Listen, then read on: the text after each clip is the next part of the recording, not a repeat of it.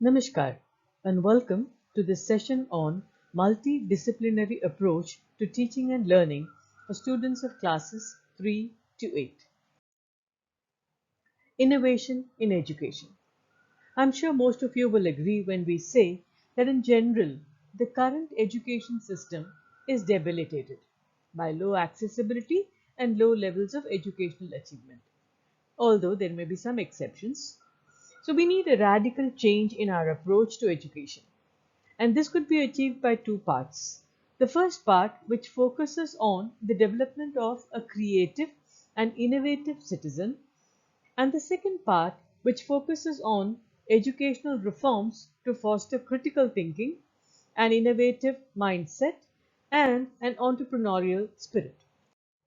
The goal would be to achieve a knowledge-based economy, and this can be done by the cultivation of creative and innovative people, fostering natural creativity and a mindset to convert challenges to opportunities, problem identification, and solution finding, and a certain degree of teacher flexibility, positivity, and a power of perspective. Since education commences at home itself, developing of creativity also should commence at home, where the parents need to create a home environment that encourages individuality, creativity, idea development, and problem solving.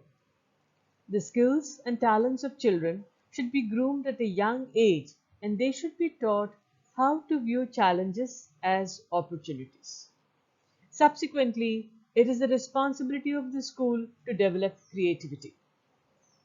The structure of the current schooling system is geared towards standardized testing, following a strict curriculum which does not lend to exploring the imagination and latent talents. So we must rethink the principles which govern the current education system. Educate to innovate. The education system needs to be more focused on developing attitudes that can lead to innovative ideas. The education system should ideally foster innovation, creativity, and entrepreneurship. By honing students' talents and channeling their creativity, entrepreneurial attitudes can be fostered. An entrepreneurship education should be integrated into all educational levels of curricula. Students need to stop being job seekers but rather critical thinkers, business creators, and innovators. The conditions necessary for nurturing creativity are self confidence, critical thinking, collaborative engagement, and multidisciplinary as well as multi talented work teams. The conditions essential for nurturing the creativity in our students could be listed as follows. The innovative citizen is a critical thinker, a problem solver, and a lifelong learner. To foster the development of the innovative system, we require transformations in education with a specialized focus on activity-based learning, action solution thinking, and stimulating the quest for knowledge and for answers. We come to the second part, which says transformations in education. This could be studied under three different heads, namely nature of the teaching curriculum, nature of the classroom, and character of learning experience. We start with the first, namely transformation of the curriculum. Learning should be kept at the center. Education for personal liberation and multiple perspectives. Data-driven teaching and assessment of reality. Openness of new learning and new learning experiences. Collaborative knowledge creation and learning beyond conventional notions of time and space.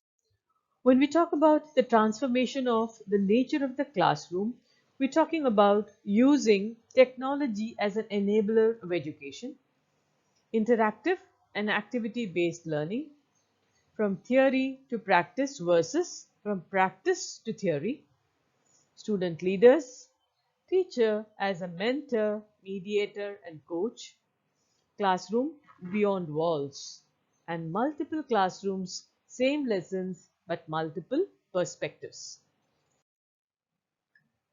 Transformation in the nature of classroom continues by talking about activity-based learning. The innovative concept of bringing real-world applicability to abstract learning concepts sparks greater inquiry into concepts and assists in the development of critical thinking, a feature of the bottom-up approach to learning, and the student experience at the center of the learning process. The character of learning experience. The approach of learning should focus on bottom-up learning and peer learning rather than traditional top-down approach. Education, teaching and learning should focus on the development of critical thinking and problem solving, changing the role of teacher as teaching becomes a dialogue. We need to improve the quality of teacher, and for that we need teaching career which should be made more attractive, and teachers need to be regarded as professionals. Teacher training should be continuous and reflect changes in the educational environment. For example, technological advancements to improve learning.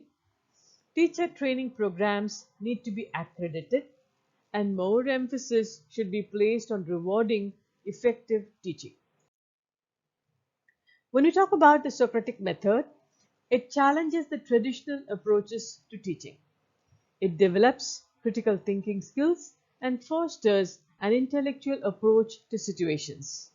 It is an open-ended dialogue in which the teacher essentially denies his or her own knowledge of the subject in order to lead the student to the correct idea or answer. It requires the students to think through problems and arrive at solutions, thereby developing critical thinking skills. Socratic teaching focuses on personal development of the student's beliefs, voice, and opinions. It creates more questions as well as some answers. Cultivation of innovative citizens starts in the home and in the school environment. The transformation of the current system and the renewed focus on learning will benefit the region and improve the quality of education. The Socratic method of teaching will support the focus on learning and creativity as principal objectives, as well as focus on developing critical thinkers, problem solvers, and lifelong learners. In other words, the innovative citizen.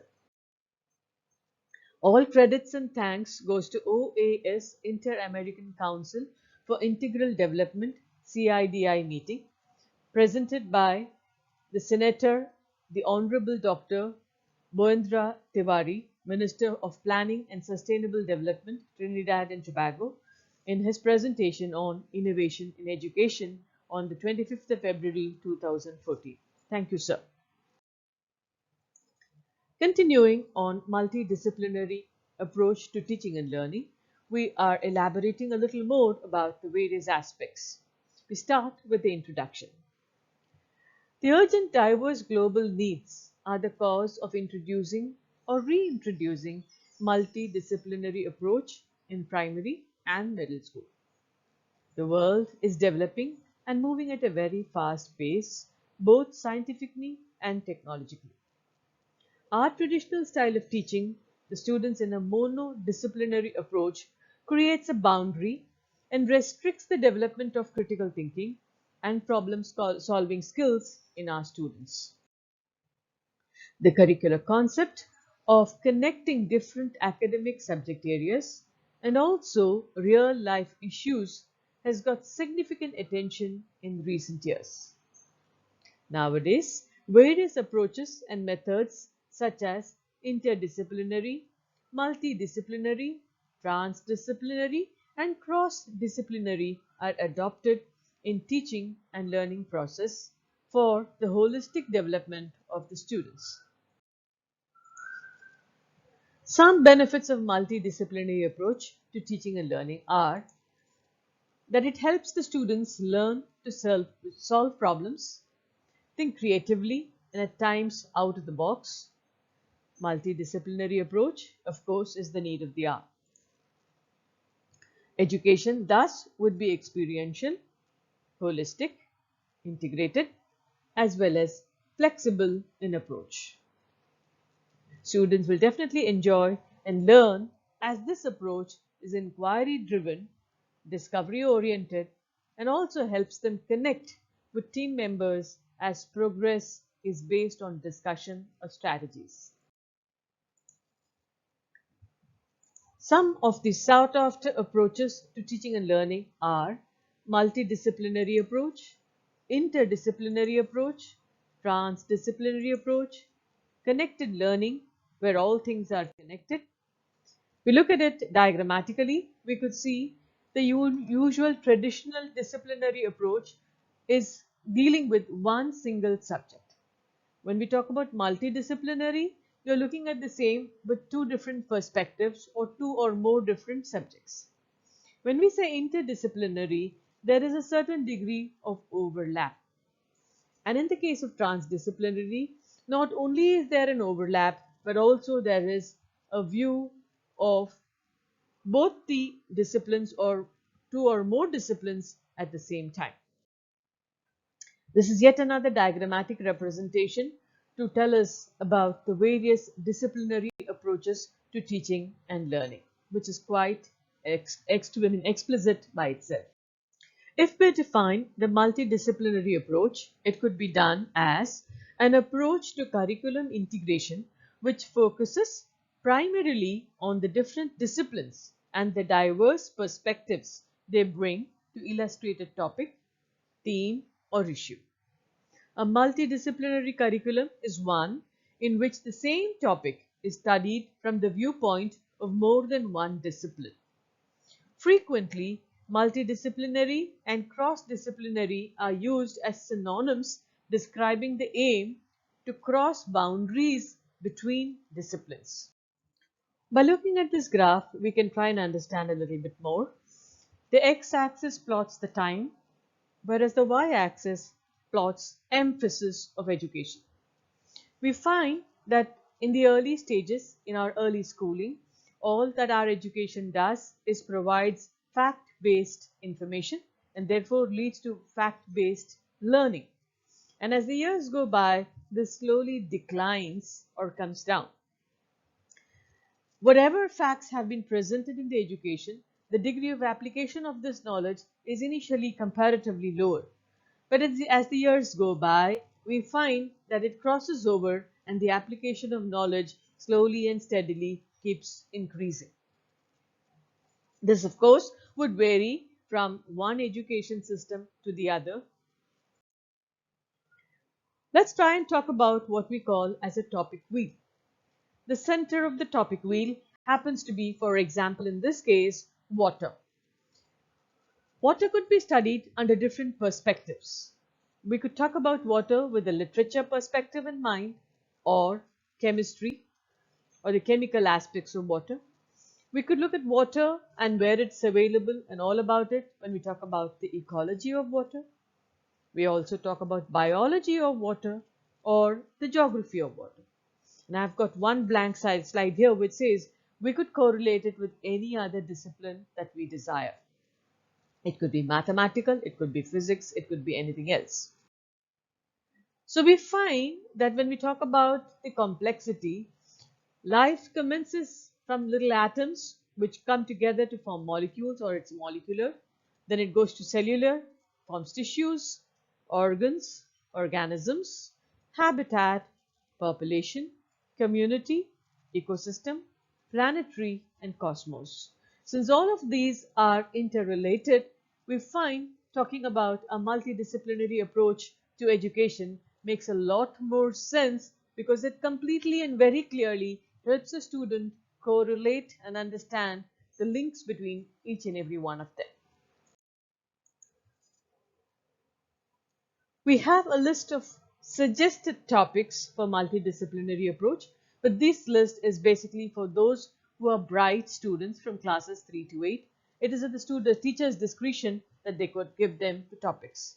For example, action to be taken against cyberbullying, how to slow the spread of COVID-19, plastics, how to ensure proper usage, hunger, ways to eradicate it, climate, the change we need, every vote counts, our role in taking care of our environment, water, malnutrition, ecological footprints, protection of our biodiversity, habitat loss, global warming, species survival, continuing, green earth, green lifestyle, floods, droughts, forest fires, the many benefits of walking, inspired by nature, making a difference, broken laws, extinction of species,